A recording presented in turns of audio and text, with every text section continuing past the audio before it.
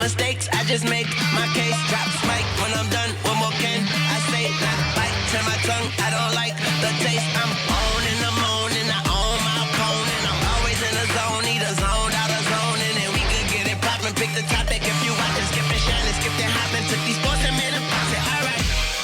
Undisputed. Good morning. Welcome to Undisputed. We are live from LA. I'm Jenny Taft here with Skip Bayless and Shannon Sharp. Guys, good morning. Good morning. Good morning, Jenny. Just when I thought 2020 was history, it seems like 2021 is getting at least as crazy. Yeah, to say the least. To say the least. Here we go. Just crazy when we left yesterday. You know, we didn't anticipate what would be unfolding. So we will get to everything that happened. And as you guys can imagine, players and coaches across the NBA were united in response to the United States Capitol building being stormed yesterday. The Celtics and Heat issued a joint statement and took a knee during the anthem of their game, and several other teams locked arms in unity before their games. 76ers head coach Doc Rivers also shared his thoughts with reporters. Take a listen. It's pretty disturbing, obviously, sad.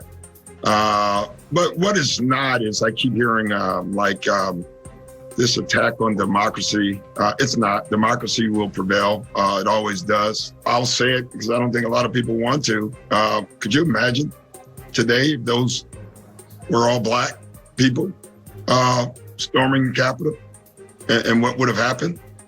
You know, so that to me is a picture that's worth 1,000 words for all of us to see.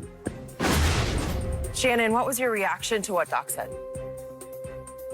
My reaction to what Doc said was the very thing that Doc said, and I tweeted it before Doc had an opportunity to speak. And Skip, what we got an opportunity to see yesterday is two different Americas. And why the NBA and the WNBA and so many people around the country, especially blacks, have been taken to the streets. It says, we're treated differently.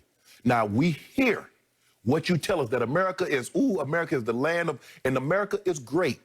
But we're saying we're treated differently in similar circumstances as white people. We're seeing it. And Skip, everybody got an opportunity, just like the George Floyd, we saw the man life leave his body on live television. We saw yesterday on live television, two different Americas.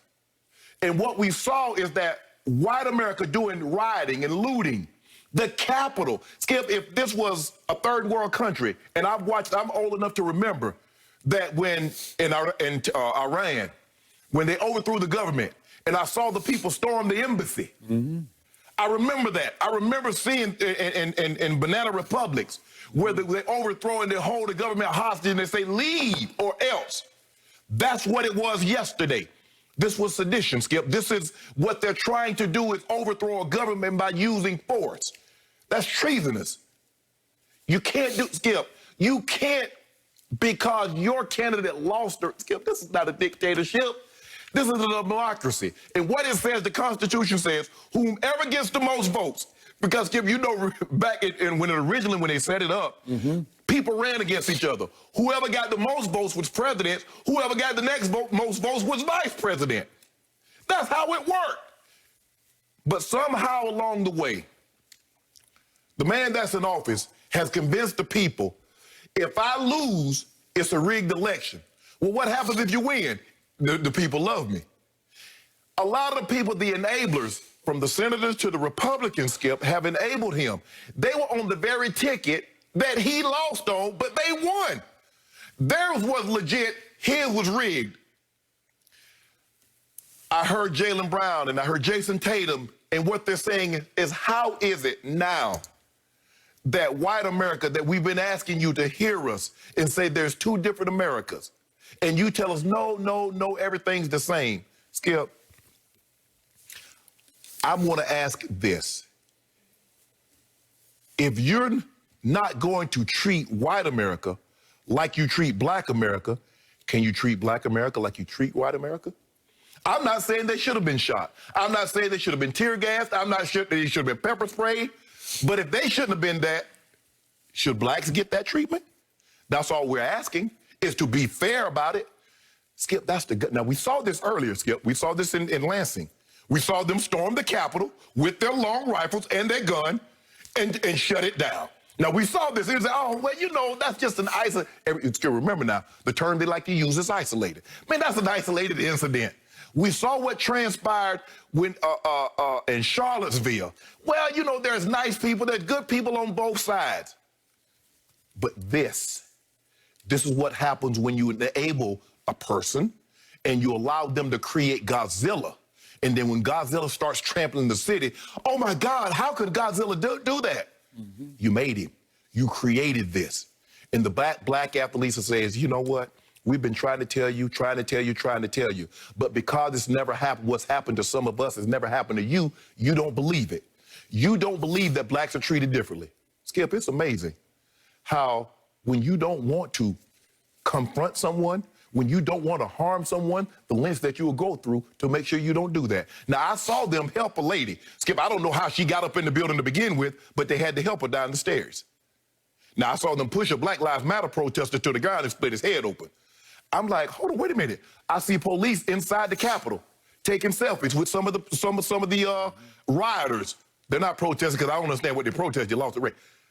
You see what the lengths someone will go through, Skip? If I don't want to harm you, I'll go the extra mile. I see security running back up. They got handguns. He got a hand on his gun now. He never felt in fear for his life. He didn't shoot anybody. Now, one woman did get shot in the Capitol, but I'm like, and as Doc said, I just want to know, Skip. I just want someone to tell me. And I want you to explain it to me like I need to be like 10 or 11. So I'm old enough to understand, but not so much to have formed this too great of an opinion. If 10,000 blacks, as Doc said, had stormed the Capitol when they're going through the process to certify an incoming president, if 10,000 blacks had convened on the Capitol and took it over, do you think the reaction would have been similar or would have been greater? And that's what black athletes, that's what Doc's talking about. That's what Jaylen Brown is talking about. That's what has Michelle Roberts, the head of the NBA PA, Skip. That's what has her seething. These two Americas that we've been telling you that's been in place for 400 years, and you keep telling us no, no, no, and now we got a chance to see. What are you going to do about it, America? Because we saw it, and you saw it. I'm good. You good? Yes. I love everything you just said. I believe with all my heart and soul in every point you made. And I have echoed all your emotions for months and years on this show. But in this case, this very rare and unique case of what happened yesterday, I'm not sure any of that really applies to this, because this was an historically, shamefully, shockingly, dangerously unique moment in the history of this country. Our Capitol building got stormed because the man who still sits in the Oval Office wanted it to happen. Yes. Simple as that. So this wasn't some garden variety white protest. Let's say a bunch of white people showed up outside the Capitol protesting animal cruelty. And they went over the edge and they stormed the White House and they were allowed to sashay all the way into the Senate chamber. Did that happen yet? Nope, that's not what happened. Can I remind everybody of what happened back on June 13th? Remember that fateful night when our president, who still has about 13 days left? 20th, so whatever the day is for 2 weeks. Okay, 2 weeks left. 2 very dangerous weeks left. Do you remember that he decided he wanted a photo op at St. John's Church across the street from the White House? Yes. And there was a whole bunch of Black Lives Matter protesters. They were just standing. Just standing. And it was about 50-50 black and white people. And all of a sudden, under orders from the Oval Office,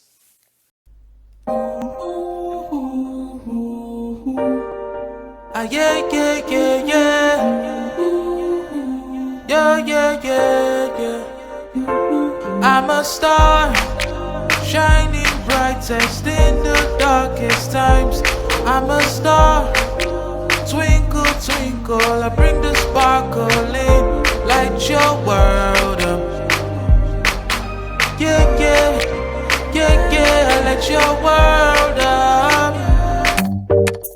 Thank you.